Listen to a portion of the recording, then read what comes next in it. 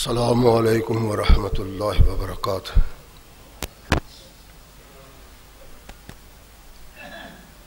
الحمد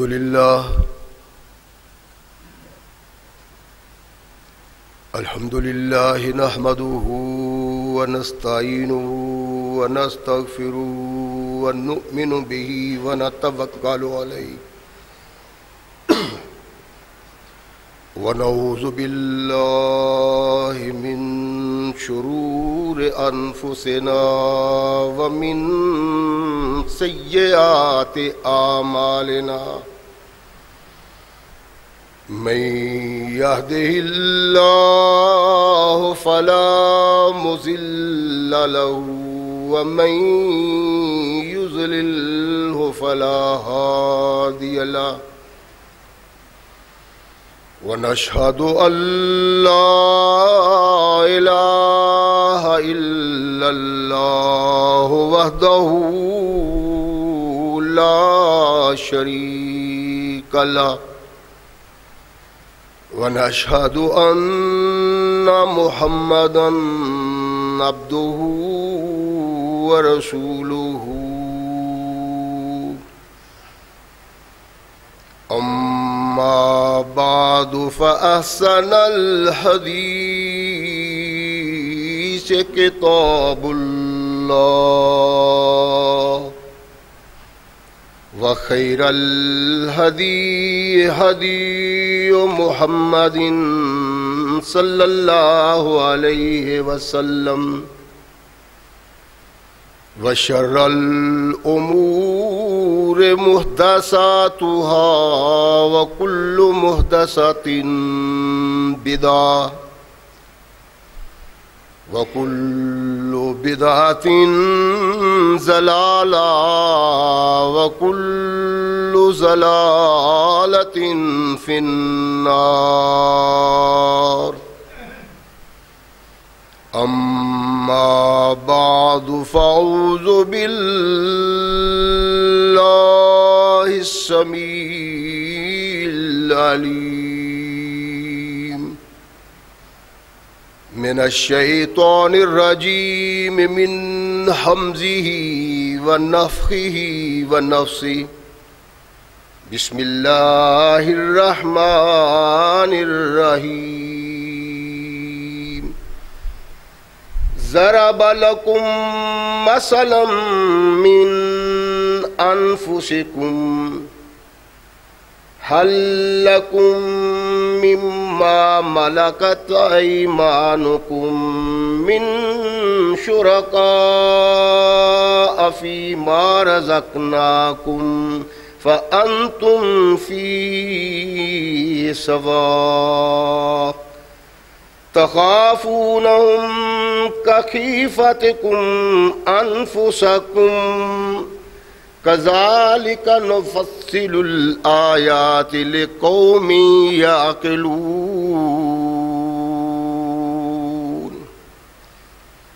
صدق اللہ مولانا العظیم وصدق رسولہ النبی الکریم۔ ہر قسم کی حمد و ثنا، تعریفات و توصیفات اس خالق و مالک کے لیے ہیں جس نے اس ساری کائنات کو تخلیق دیا اور اس کی حسن و آبادی کے لیے حضرت انسان کو تخلیق فرمایا۔ کروڑوں درود و سلام اس ہستی اقدس و مقدس پہ کہ جس کا نام نامی اسم گرامی ہے محمد۔ لاکھوں رحمتیں ان نفوس قدسیہ پہ کہ جنہوں نے سرور کائنات علیہ الصلاۃ والسلام سے اس ضابطۂ حیات کو وصول کیا اور اس کو ہم تک پہنچانے کے لیے اپنا تن من دھن قربان کر دیا۔ اللہ کی یہ بہت بڑی کرم نوازی ہے کہ اس نے اس ضابطۂ حیات کو ہم تک پہنچانے کے لیے ایسے مضبوط ذرائع اور اسباب استعمال فرمائے کہ ان کی موجودگی میں ہم ببانگ دوہل کہہ سکتے ہیں کہ یہ ضابطۂ حیات جو آج قرآن کی صورت میں ہمارے ہاتھوں میں موجود ہے، یہ ضابطۂ حیات آج سے 1400 سال پہلے نبی کائنات محمد رسول اللہ صلی اللہ علیہ وآلہ وسلم پہ انسانوں کی رشد و ہدایت کے لیے نازل ہوا۔ اللہ کی اس کرم نوازی پہ ہم جس قدر بھی اس کا شکریہ ادا کریں، کما حقہ اس کا شکریہ ادا نہیں ہوتا، اس لیے کہ یہ ضابطۂ حیات وہ دستور المتقی ہے کہ اگر انسان اس سے تعلق پیدا کر لے تو یہ قرآن اس کی دنیاوی زندگی میں ایک عظیم انقلاب پیدا کر دیتا ہے، اور اگر اپنے جسم و روح پہ اسے نافذ العمل کر لیا جائے تو یہ اس دنیا میں بھی کامیابی کی علامت اور اس دنیا میں بھی کامیابی کی علامت ہے۔ مگر سدحیف ہم ایسے بد نصیب ٹھہرے کہ جو ضابطۂ حیات انسان کو زمین سے اٹھا کر آسمان کی بلندیوں تک لے گیا،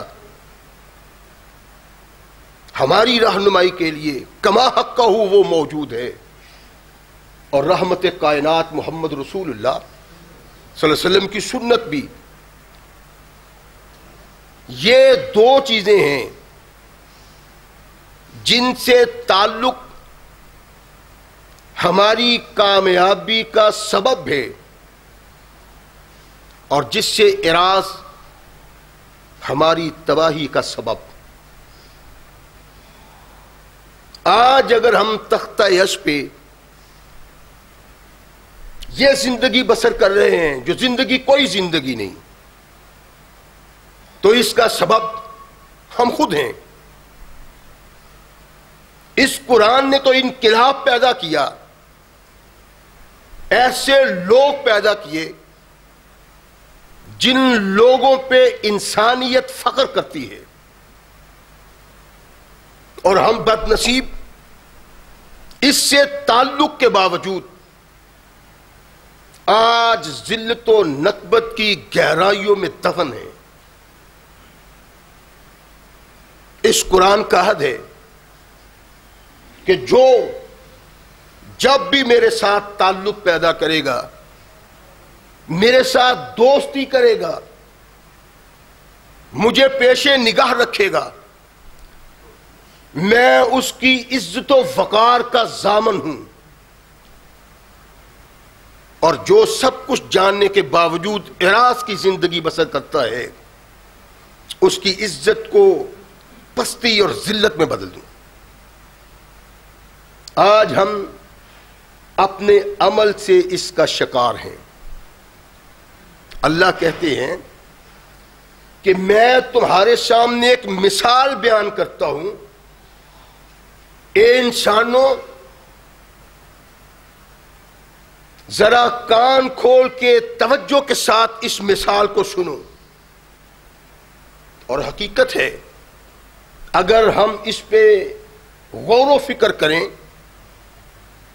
تو یہ مثال ہماری دنیا کو بہترین باوقار بنانے کے لیے ایک بہت بڑا کردار بن سکتی۔ ارشاد فرمایا کہ تمہیں اللہ نے مال و زر سے نوازا ہے، دولت دی ہے، جاگیر دی ہے، چودھراہٹ دی ہے، قیادت دی ہے۔ کیا اپنے اس کردار میں تم اپنے کسی غلام کو شامل کر سکتے ہو؟ مال، زر، جاگیر، دولت، چودھراہٹ، قیادت، کسی غلام کو اپنی دولت میں شریک کر سکتے ہو؟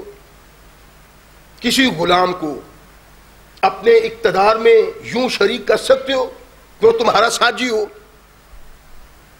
اگر نہیں تو پھر تمہیں احساس کیوں پیدا نہیں ہوتا؟ اور تم اگر اپنے کسی غلام کو اپنے مال و اسباب میں، جاگیر و زر میں شامل کر کے اپنا ہمسر نہیں بناتے، تمہیں سوچ نہیں آتی؟ تم گوارا نہیں کرتے، اللہ کس طرح گوارا کریں کہ اللہ کے معاملات میں انسان ٹانگ اڑائے؟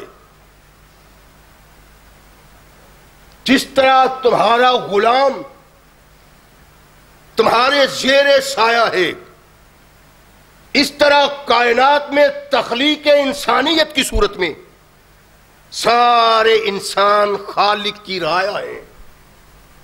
ان کو حق نہیں کہ یہ دوسرے انسانوں کے لیے ضابطے ترتیب دیں، دستور بنائیں، ان کی رہنمائی کے لیے اصول مترشح کریں۔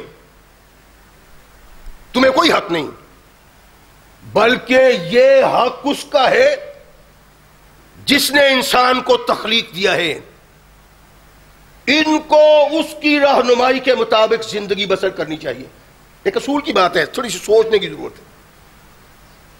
ہمارے غلام کو کوئی حق نہیں کہ ہمارے حکم کے باہر زندگی بسر کرے، جو ہم کہیں اس سے ہٹ کے کسی دوسرے کی اطاعت کرے، ہم نہیں برداشت کرتے۔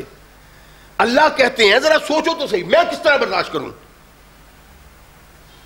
ساری کائنات کے انسان میری تخلیق دیے ہوئے ہیں، اور میں چاہتا ہوں میری رہنمائی کے مطابق یہ زندگی بسر کریں۔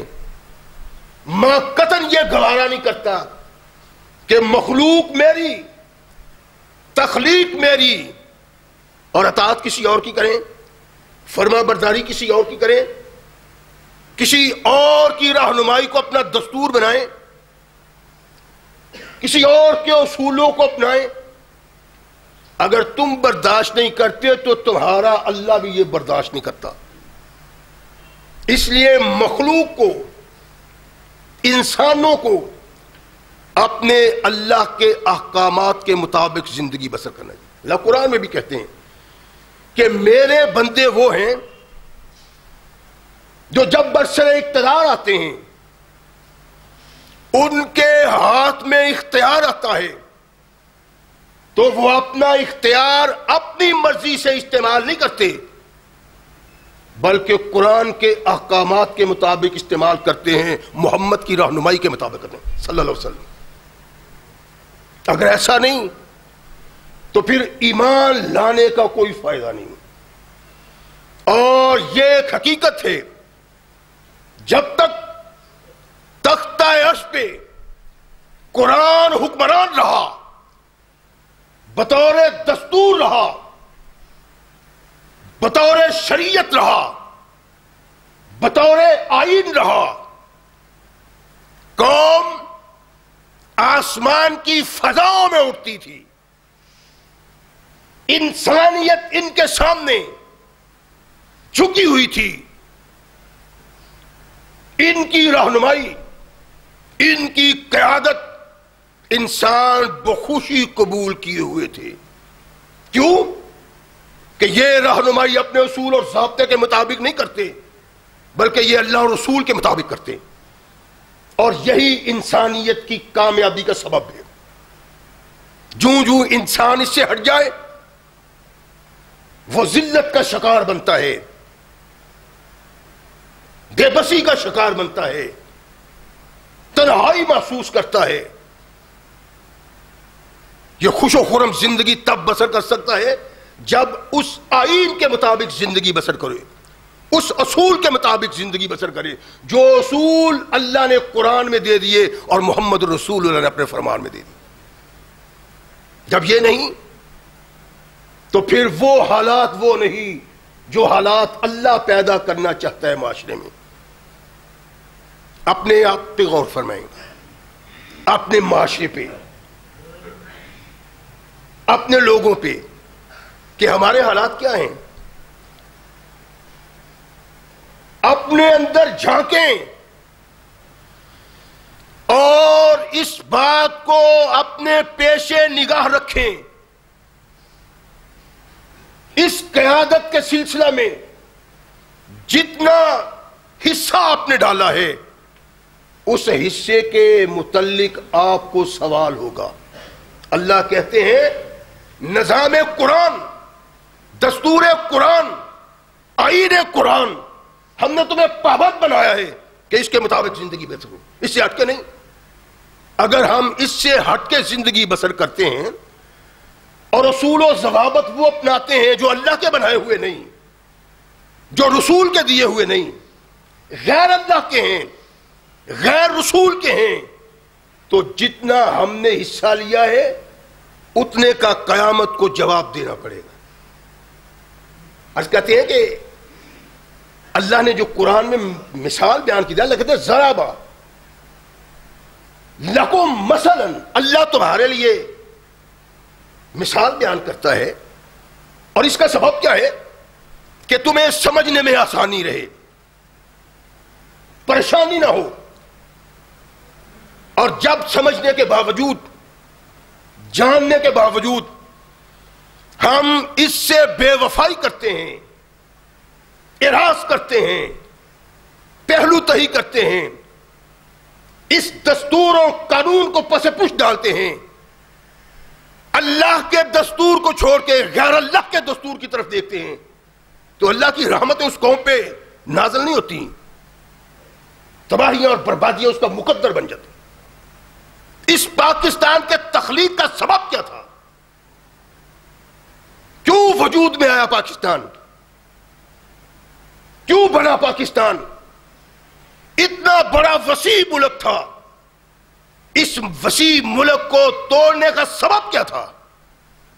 حدود و قیود متعین کرنے کا سبب کیا تھا؟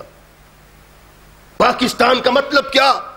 لا الہ الا اللہ، یہ سبب تھا۔ اور کیا جس بنیاد پہ ہم نے پاکستان حاصل کیا وہ بنیاد آج قائم ہے؟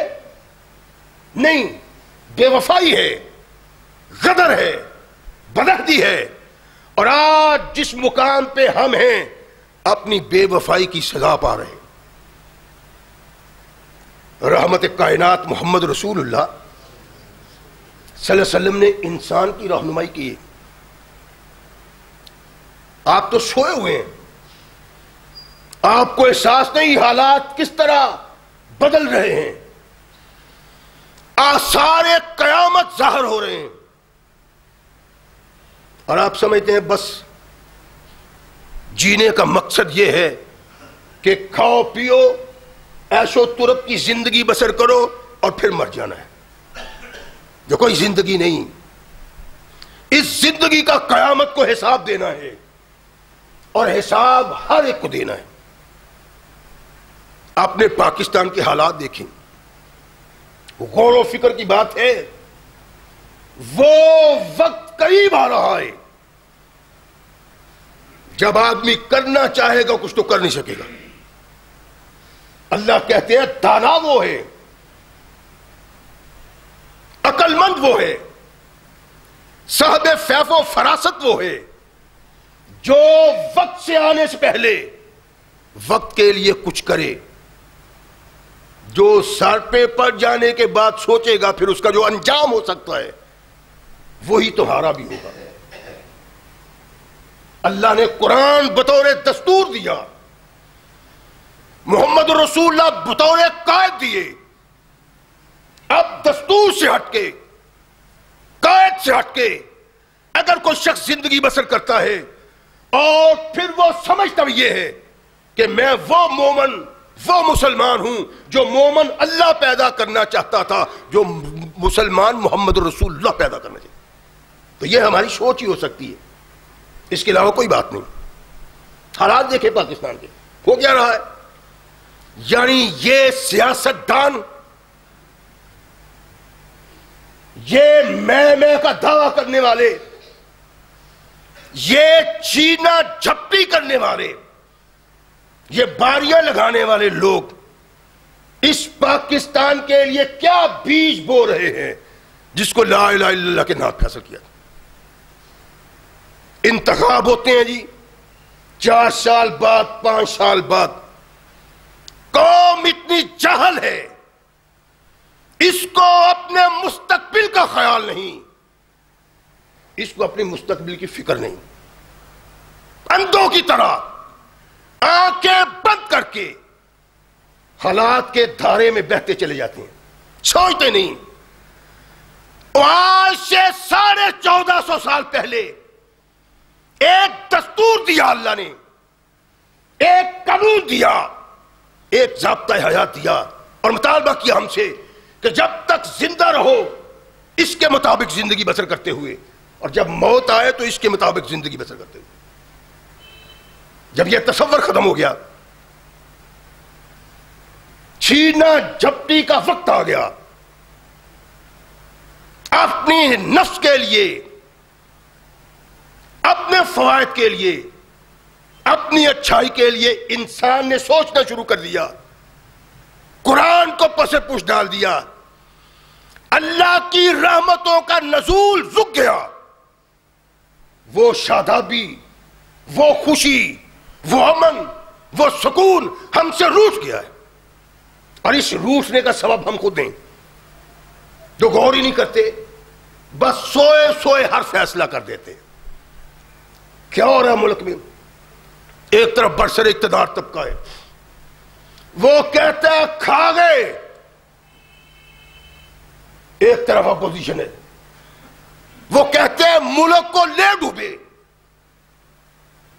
اور دنگا کشتی جاری، الزام تراشیاں، برا بھلا کہنا، تان، برائی. یہ موقع نہ آتا اگر ہم نے اللہ کے وعظ پہ عمل کیا ہوتا، رسول کے وعظ پہ عمل کیا ہوتا. تمہاری کشتی بھنور میں پھنسی ہوئی ہے، ہچکولے کھا رہی ہے، لیکن اوپر بیٹھے ہوں کو پتا نہیں کہ کشتی کے ڈوبنے کا بھی امکان ہے. خلفشار بپا ہے ملک میں،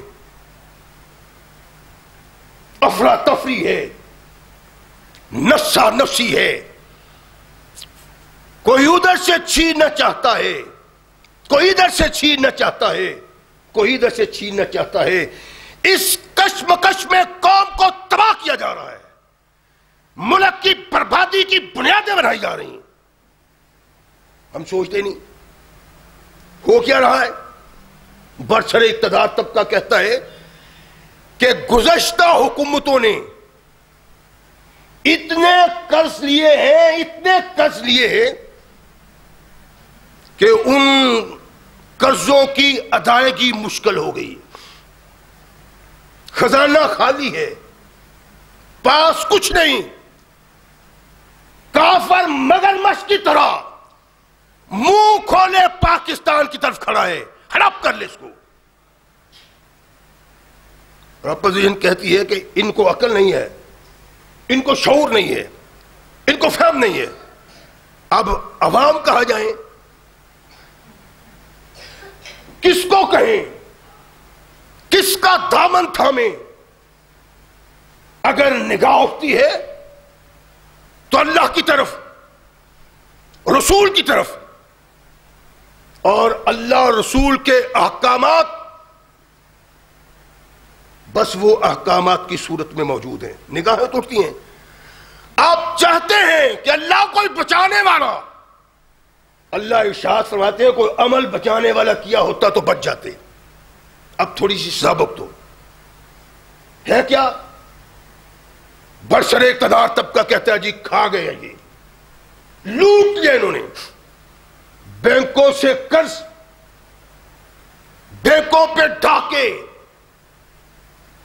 قرض لیا ہوا، سود پہ سود، دے قوم رہی ہے، کھا یہ گئے ہیں. اس کا سبب کیا ہے؟ قرآن سے بغاوت، کائنات کے آقا محمد رسول اللہ سے بغاوت. اور آج کوئی سمجھے نہ سمجھے، قیامت کو اس بات کا جواب دینا ہوگا کہ تم نے آئین قرآن سے آئین مصطفیٰ سے کیا غداری کی ہے، اور اس غداری کے سبب آج تمہیں کس مصیبت کا سامنا کرنا پڑا۔ یہ تو وقت آئے گا جب پتہ چلے گا، یہاں تو کسی کو پتہ نہیں چلتا۔ اور وہ لوگ پتہ نہیں چلنا چاہتے جو سیاست میں نفس پرستی کرتے ہیں، عوام کو بیوقوف بنا کے لوگوں کو، آنے والوں کو، دیکھو جی ہم نے تمہارے لیے اتنے اتنے ووٹ اکٹھے کیے ہوئے ہیں، اور ووٹر دیوانوں کی طرح، چودھری کی طرف، بڑے کی طرف، امیر کی طرف، پھنے خواہ کی طرف یوں بھاگ رہے ہیں جیسے انہیں خبر نہ ہو کہ یہ اندھے کنویں کی طرف بھاگ رہے ہیں۔ کیا قرآن میں اس کی رہنمائی نہیں تھی؟ تھی، لیکن ساری دنیا کو اکٹھا کرنے والے اللہ کے قرآن کی طرف نگاہ اٹھاتے ہی نہیں ہیں، آنکھیں اٹھا کے دیکھتے ہی نہیں ہے۔ کوئی یہ نہیں کہہ سکتا مجھے تو اللہ اس کا پتہ نہیں تھا۔ قیامت کو اپنے کردار کی وضاحت کرنی ہے، یہ کوئی نہیں کہہ سکتا، اس لیے کہ 30 پاروں پہ مشتمل قرآن ہمارے سامنے ہے، اور انسان کی زندگی کا کوئی رخ ایسا نہیں جس میں اللہ نے قرآن میں رہنمائی نہ کی ہو۔ لینے کی ضرورت ہی نہیں کسی نے۔ آج ہم جس چکر میں پھنسے ہوئے ہیں، آج پاکستان میں جس کا ذکر ہے وہ قرض ہے۔ قرض لیا حکمرانوں نے اپنے بینکوں سے، غیر ممالک سے قرض لیا، اپنے بینکوں نے، کافر نے، اس کا اپنا مقصود تھا، ان کا اپنا مقصود تھا۔ ہم نے کیا سوچا ہے؟ رحمت کائنات محمد رسول اللہ صلی اللہ علیہ وسلم ہماری رہنمائی کرتے ہیں، اور قرض کی صورت میں نبی رحمت محمد رسول اللہ صلی اللہ علیہ وسلم نے اس طرح رہنمائی کی ہے کہ انسان ایک آنکھ اٹھا کے دیکھے تو اس کو سب کچھ سمجھ آ جاتا ہے۔ قرض میں بھی لیتا ہوں، آپ بھی لیتے ہیں، حکمران بھی لیتے ہیں، غیر حکمران بھی لیتے ہیں، لیکن قرض کا دستور کیا ہے، اصول کیا ہے؟ اٹھائیں تمام کائنات کے دستوروں کو، نظام الحیات کو، رہنمائی کو، جو قرآن اور محمد الرسول اللہ اس کے متعلق رہنمائی کی ہے، دنیا میں کوئی کر سکا ہی نہیں۔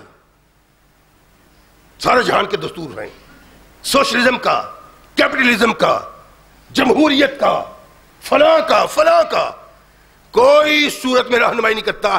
اس کا سبب یہ ہوا کہ لوٹنے والوں نے لوٹا، قرض کے نام پہ بینکوں کو کنگال کیا، غیر مسلم سے قرض لیا، کھا گئے، قوم کو غلام بنا دیا غیروں کا۔ کیا قرآن میں رہنمائی نہیں تھی؟ کیا محمد رسول اللہ کی رہنمائی نہیں تھی؟ تھی، لیکن کون دیکھتا ہے؟ نہ ان لوگوں نے دیکھا جن کی سوچ و فکر چھینا جھپٹی تھی، سب کچھ اکٹھا کر لینا، اور نہ ان لوگوں نے سوچا جو ان کے معاون بن گئے۔ چھینا جھپٹی کرنے والوں کو اس کا حساب دینا ہے، اور ان کے معاونوں کو اپنی تعاون کا حساب دینا ہے قیامت کو۔ رحمت کائنات محمد رسول اللہ صلی اللہ علیہ وسلم نے کس کس انداز سے سمجھایا ہے کہ بچ جاؤ قرض سے۔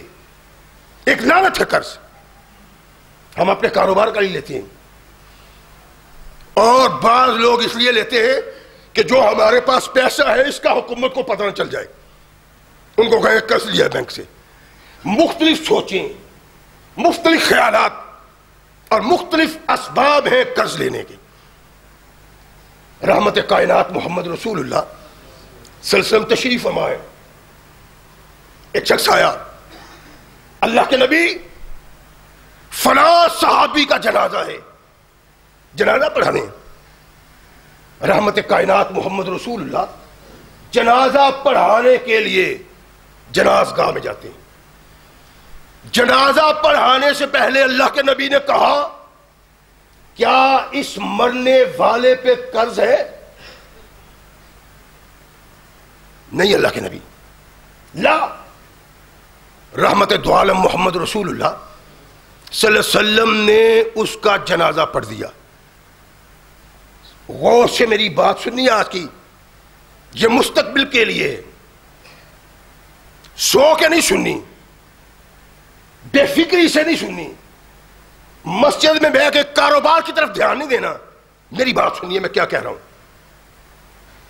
اللہ کے نبی نے نماز جنازہ پڑھا دیا، صحابی رسول کے ایک اور جنازہ آیا، ارشاد فرمایا کیا اس کے سر پہ قرض ہے؟ اللہ کے نبی ہے۔ فرمایا وراثت ہے اس کی؟ جی اللہ کے نبی وراثت بھی ہے۔ رحمت کائنات محمد رسول اللہ صلی اللہ علیہ وسلم نے اس کا جنازہ پڑھا دیا۔ بات ابتدا میں نے کیا کی تھی؟ قرض لینا، قرض دینا اور قرض کو لوٹانا جیسی رہنمائی قرآن اور محمد رسول اللہ نے کی ہے کائنات میں کوئی نہیں کر سکا۔ پہلے ڈرایا محمد رسول اللہ۔ ایک اور جنازہ آیا، اللہ کے نبی ارشاد فرماتے ہیں کہ اس کے سر پہ قرض نہیں، حل علیہ دینن، اس پہ قرض ہے؟ نام یا رسول اللہ۔ ہاں اللہ کے نبی۔ فرمایا وراثت؟ اللہ کے نبی وراثت نہیں ہے۔ فرمایا صلو، اس کی نماز پڑھو۔ کائنات کے آقا محمد رسول اللہ نماز جنازہ سے جدا ہو رہے ہیں۔ اپنے بھائی کا جنازہ پڑھو، میں محمد اس کا جنازہ نہیں پڑھ سکتا۔ سبب اللہ کے نبی ارشاد فرمایا یہ سر پہ قرض لے کے جا رہا ہے۔ آج نہ لینے والے کو نہ دینے والے کو کسی کو احساس نہیں کی حیثیت کیا ہے، اور دنیا کے کسی قانون نے قرض لینے اور دینے کے متعلق کوئی رہنمائی نہیں کی۔ ارشاد فرمایا تم پڑھو۔ ایک صحابی اٹھے، کہنے لگے اللہ کے نبی اس کا قرض میں اپنے ذمہ لیتا ہوں، آپ نماز کا جنازہ پڑھائیں۔ رحمت کائنات محمد رسول اللہ صلی اللہ علیہ وسلم نے جنازہ پڑھا دیا۔ آئی گئی بات ہو گئی، صحابہ کا مجمع بیٹھا ہوا ہے، ایک شخص کھڑا ہوتا ہے، کہتا ہے اللہ کے نبی میں اگر ثواب کی غرض سے، اجر کی غرض سے آگے بڑھنے کے لیے پیچھے نہ ہٹنے کا جذبہ لے کے جہاد کرتا ہوں، تو جہاد و قتال کرتے ہوئے اللہ کی توحید کا پرچم بلند کرتے ہوئے تحریک مصطفیٰ کو آگے بڑھاتے ہوئے اگر میں شہید ہو جاؤں تو میرے گناہ معاف ہو جائیں گے؟ ارشاد فرمایا نام، ہاں تیرے سارے گناہ معاف ہو جائیں گے۔ حدیث میں ہے کہ وہ صحابی چلتے ہیں، فلما اکبرا، پیٹ پھیری چل نکلا، ابھی زیادہ دور نہیں گئی، نادا ہو، کائنات کے آقا محمد رسول نے آواز دی اس کو۔ حدیث کے الفاظ سے یوں محسوس ہوتا ہے جیسے کونین کے آقا محمد رسول اللہ نے ارشاد فرما دیا، صحابی نے سن لیا، وہ اپنے دل میں ان الفاظ کو درج کر کے ثبت کر کے چلا گیا کہ میں نے زندگی ایسے بھر نہیں کرنی۔ ابھی دور نہیں گیا، نادا ہو، کائنات کے آقا محمد رسول اللہ اس کو آواز دی، فرمایا تم نے یہ کہا تھا، میں نے کہا نام، تو اب بھی کہتا ہوں نام، اللہ تمام گناہ بخش دیں گے الا الدین، قرض نہیں بخشا جائے گا۔ یعنی وہ شہید جس کا خون کا پہلا قطرہ گرنے سے پہلے پہلے اللہ جنت میں اس کو محل دکھا دیتا اس کا۔ ارشاد فرمایا کہ اس کے بھی سارے گناہ معاف ہو جائیں گے لیکن قرض معاف نہیں ہوگا، یہ دینا ہی پڑے گا۔ بے دھڑک لیتا ہوں، میں بھی لیتے ہیں، آپ بھی لیتے ہیں، کاروبار کے لیے لیتے ہیں، حکومت لیتی ہے، حکمران لیتے ہیں، بینک سے لیتے ہیں، کافروں سے لیتے ہیں، بے دھڑک لیتے ہیں۔ اللہ کے نبی محمد رسول اللہ صلی اللہ علیہ وسلم پہلے خوف دلاتے ہیں اور کوشش کرو نہ لو، بھوک کو گوارا کرو، ننگ کو گوارا کرو، تنگ دستی کو گوارا کرو، قرض نہ لو، اس لیے کہ اللہ نے سب کچھ معاف کر دینا ہے، قرض کو معاف نہیں کرنا۔ رحمت کائنات محمد رسول اللہ صلی اللہ علیہ وسلم یہ انسان کی رہنمائی کرتے ہیں کہ ایسے تو نے رہنا ہے۔ صحابہ اس کو اپنے پیشے نگاہ رکھتے تھے۔ اب قرض تو لے لیا، تنگ دست ہے، محتاج ہے، بے بس ہے، کیا موت کے منہ میں چلا جائے؟ لینا ہی پڑتا ہے، جس طرح ہمارے حکمران کہتے ہیں جی لینا ہی پڑتا ہے۔ پہلے کہتے تھے نہیں لینا چاہیے، اب کہتے ہیں لینا ہی پڑتا ہے۔ حالات کوئی بھی ہو، میں کسی سیاست پہ بحث نہیں کرتا یا سیاسی جماعت کی حیثیت سے بحث نہیں کرتا، میں یہ کہتا ہوں کہ ان لوگوں نے کہا کہ مرنا گوارا ہے، قرض نہیں لینا۔ جب یہ بات سامنے آئی تو میں نے سمجھا کہ یہ اللہ والے لوگ ہیں، رحمت کائنات محمد رسول اللہ صلی اللہ علیہ وسلم کے فرمان کے مطابق کہتے ہیں۔ لیکن آئے کشکول تھاما، قرض کے لیے نکلے، انہیں احساس نہیں ہے قرض کی حیثیت کیا ہے، اور قرآن کھول کے دیکھا ہوتا، مصطفیٰ کا کردار دیکھا ہوتا، رہنما یہ قرآن و حدیث ہوتی تو یہ لوگ مر جاتے، قرض نہ لیتے۔ اللہ کے نبی علیہ الصلوۃ والسلام کے صحابہ بھی لیتے تھے، مشکل وقت پڑ جاتا ہے، مانتے ہیں کہ ہاں لینا پڑتا ہے، بعض اوقات لے لیا۔ اب اس کی حیثیت کیا ہے؟ رحمت کائنات محمد رسول اللہ صلی اللہ علیہ وسلم صحابہ میں بیٹھے ہوئے ہیں، ایک صحابی ہے جس نے پھل خریدے تھے، میوے، کھجوریں وغیرہ، اور بھی ہوں گے، لیکن اس کو خسران ہو گیا، گھاٹا ہو گیا، وہ بڑا پریشان ہے۔ وہ پریشان ہے قرض خواہوں کو کیوں؟ وہ تو لیں گے، قرض کھاتے ہیں، لو نکالو دو۔ صحابی بڑا اچھا ہے، صحابی محمد رسول اللہ صحیح اچھا ہے، لیکن اچھوں میں اور بڑے اچھے ہوتے ہیں، ان سے بڑھ کے اچھے ہوتے ہیں، یہ بھی اچھا ہے، دیندار آدمی ہے، دین سے پیار رکھنے والا ہے۔ پھنس گیا۔ اللہ کے نبی محمد رسول اللہ صلی اللہ علیہ وسلم تشریف فرما ہے، مطالبہ کرنے والوں نے مطالبہ کیا، یہ سر چکا کے بیٹھا ہوا ہے۔ کائنات کے آقا محمد الرسول اللہ کے منہ سے الفاظ نکلتے ہیں، ایھا الناس، اور لوگوں اپنے بھائی سے تعاون کرو تاکہ اس کے سر سے قرض اتر جائے۔ قرض لیتے ہو، سیاست کہتی ہے، لیڈر کہتے ہیں، حکمران کہتے ہیں، وزراء کہتے ہیں، اس کے بغیر چارہ کار نہیں۔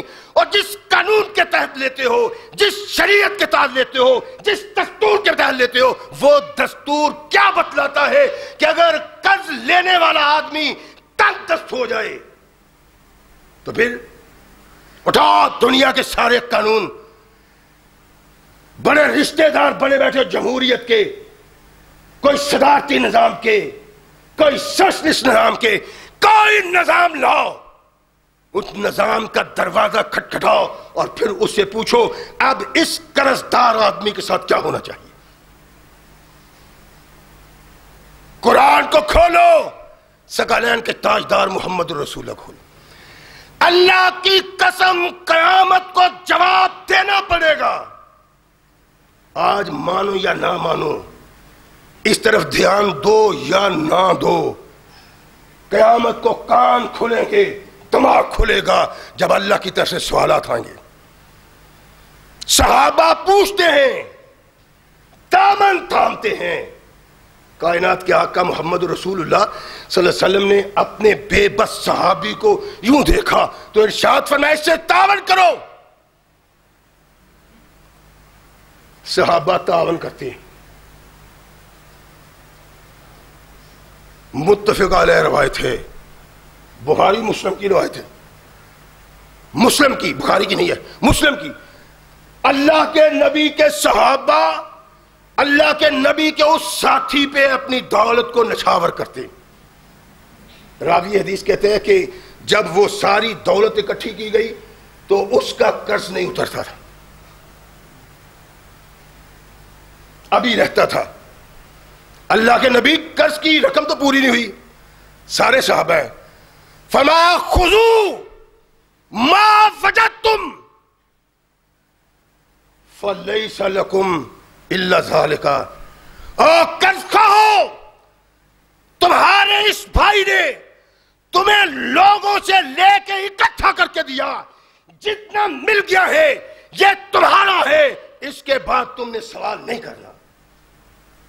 قرآن اٹھاؤ, دستور مصطفیٰ اٹھاؤ, اس مقروض کی عزت رکھنے کے لیے, اس کی توقیر کے لیے, اس کی انسانیت کے تحفظ کے لیے. میرے آقا نے ارشاد فرمایا اگر کوئی مقروض جو دے سکتا ہے وہ دے, اس سے زیادہ اس سے مانگنے کا حق نہیں ہے.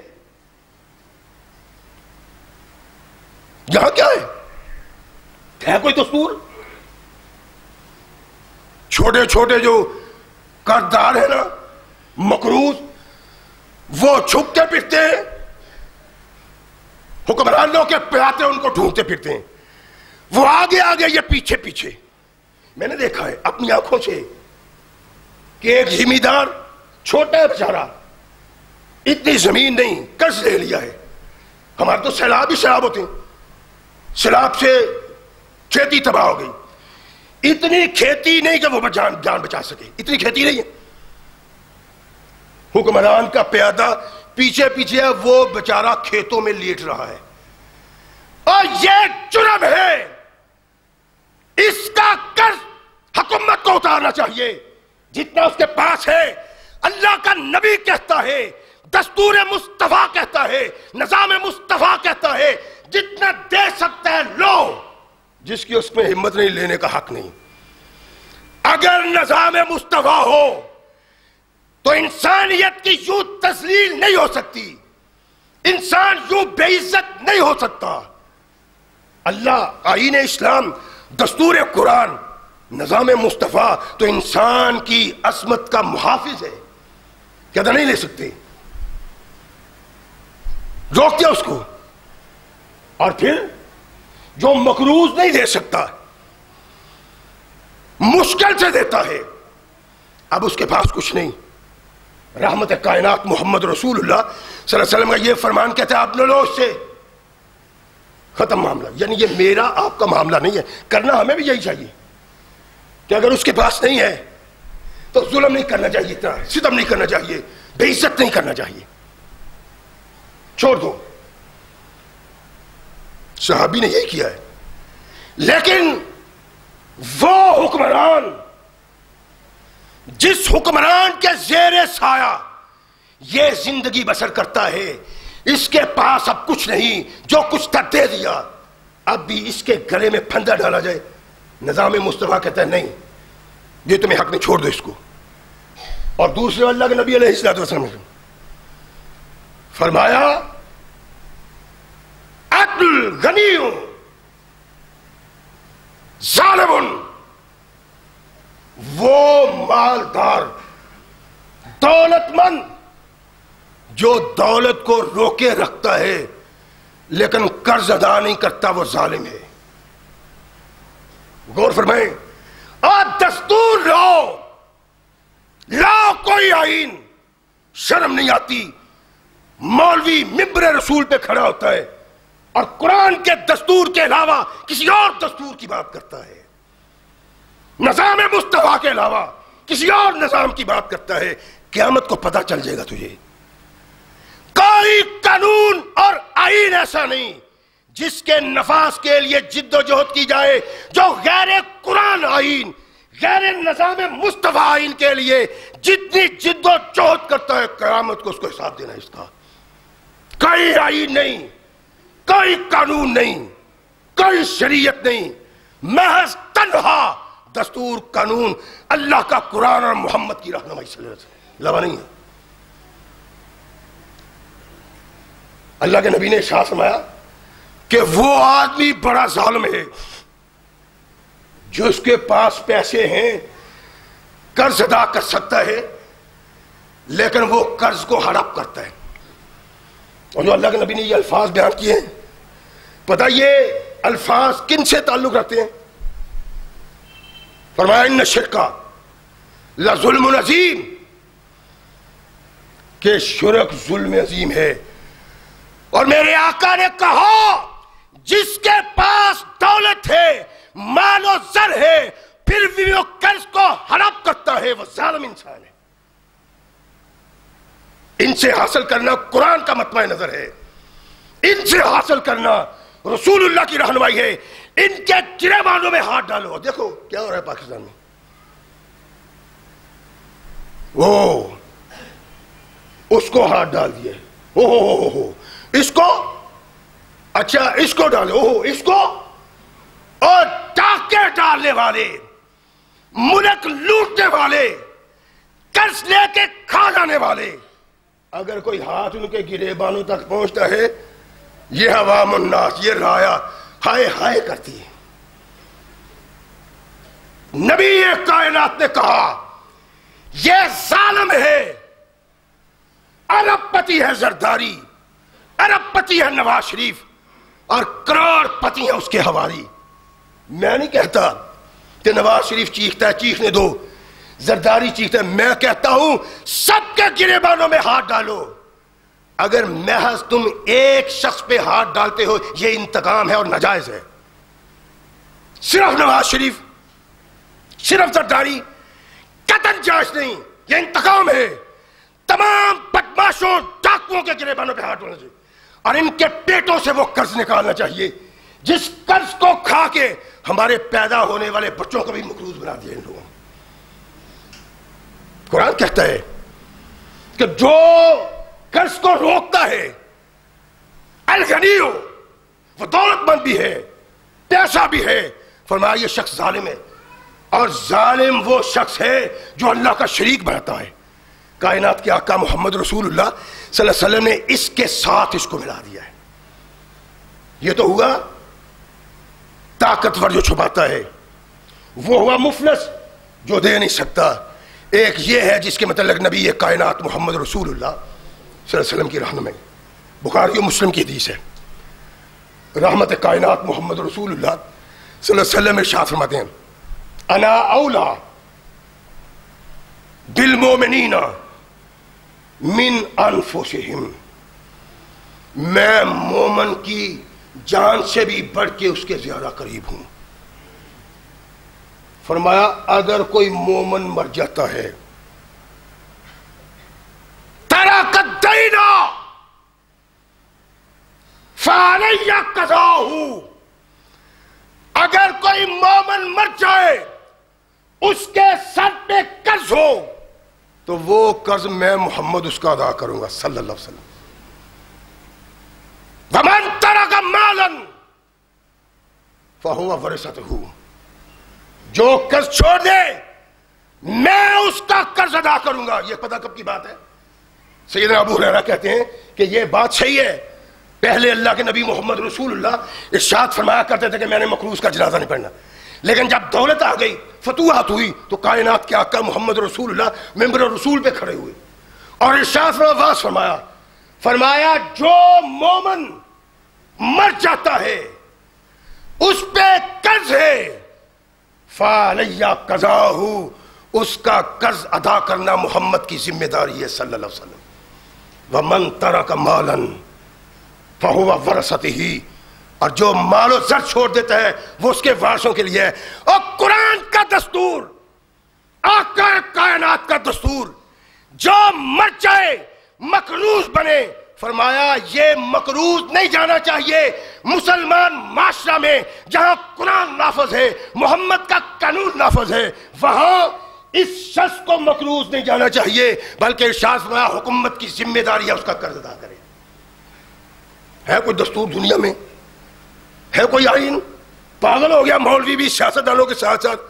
یہ غیر اللہ کا دستور ڈھونڈتا ہے، غیر اللہ کا قانون ڈھونڈتا ہے، غیر اللہ کی شریعت ڈھونڈتی ہے. قرآن کیا کہتا ہے؟ کائنات کے آقا محمد رسول اللہ کیا کہتے ہیں؟ فرمایا میرے ذمے ہے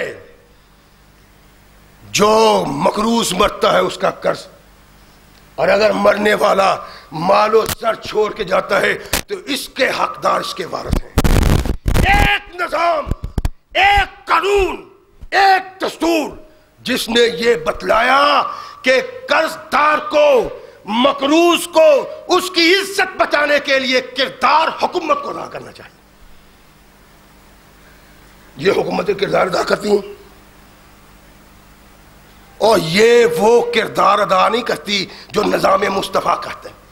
اور یہ نظام مصطفیٰ کیوں نہیں نافذ کرتے؟ اس لیے کہ ان کو پتا ہے کسی نے ان کے گریبانوں کو بھی تھاما ہے۔ بتاؤ یہ کہاں سے آیا، کیسے آیا، کیوں کر ہوا، ان کو پتا ہے۔ فیروز خان نون اس وقت جب نظام مصطفیٰ کی بات ہوئی کہنے لگا نظام مصطفیٰ کی بات نہ سنو، اگر نظام مصطفیٰ نافذ ہوا تو سارے ٹنڈے ہو جائیں گے۔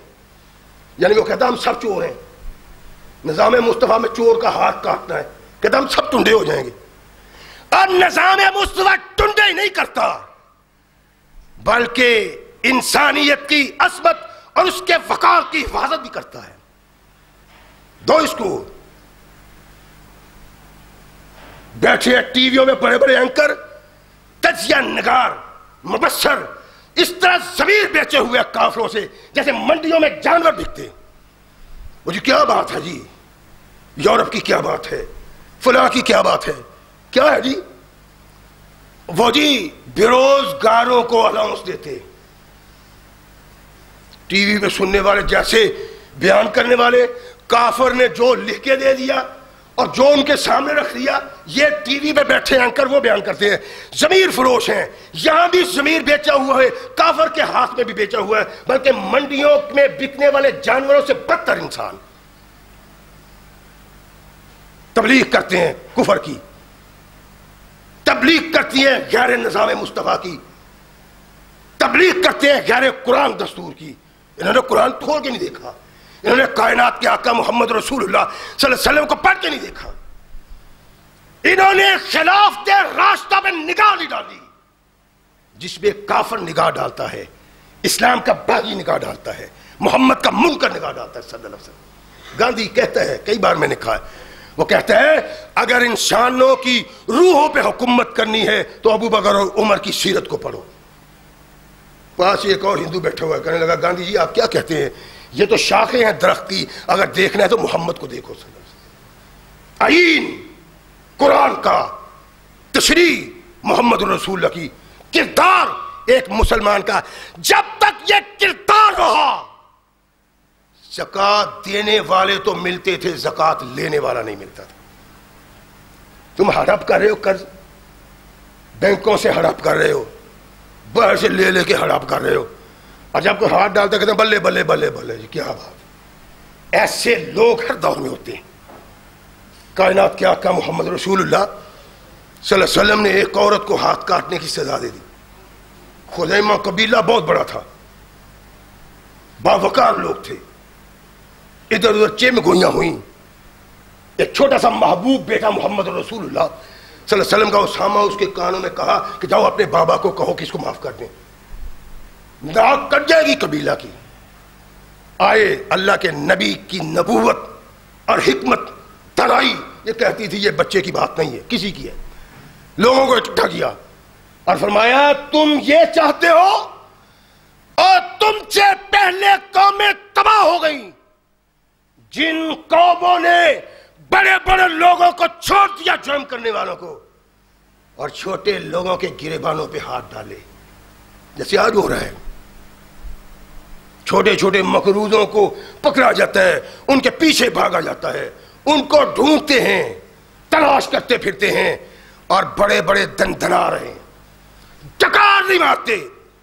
اتنی دولت کھا گئے، اتنا مال کھا گئے، اتنا زر کھا گئے، لیکن کوئی پوچھنے والا نہیں۔ اگر کوئی پوچھنے والا ہے تو پھر یہ لوگ پیدا ہو گئے۔ اللہ کے نبی نے ارشاد فرمایا سنو، جو تم چاہتے ہو وہ نہیں ہو سکتا جب تک محمد ہے صلی اللہ علیہ وسلم۔ لو فاطمہ بنت محمد سرقت لقطعت یدہا، یہ تو فاطمہ خزیمی ہے، اگر محمد کی بیٹی فاطمہ چوری کرتی اس کے بھی ہاتھ کرتا۔